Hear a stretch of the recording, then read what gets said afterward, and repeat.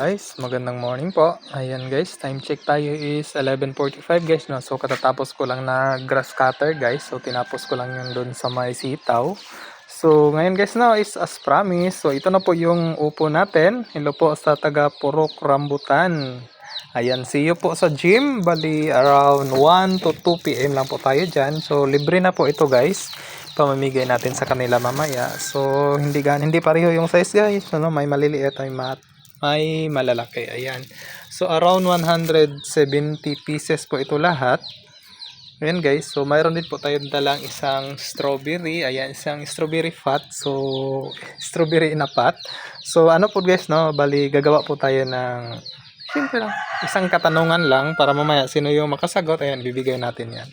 So lahat po yan guys is libre. So ito na po yan sa mga gusto lang po. Sana po maaga kayong dumating sa Binyo guys. So sa mga taga Purok Rambutan, agahan niyo po guys kasi isang oras lang po ako dyan manatili. So madali din itong maubos, no? So first come first serve tayo. So isang piraso lang po sa bawat tao. Tapos pwede na pong dalawa pag ito maliliit. At saka yung ano lang po, yung kumakain lang po ng upo yung bigyan natin. Kung hindi naman kayo kumakain ng upo guys, ipamigay na lang po natin sa iba. Ayan, di ba? So tingnan nyo po guys, ito is makikinis po talaga yan kasi ito yung galing sa triple approach. Ito naman siya guys, medyo may mga tama siya kasi dito yan na ibalik ko siya sa the same area na tinaniman ko dati ng upo guys. Hindi talaga siya maganda.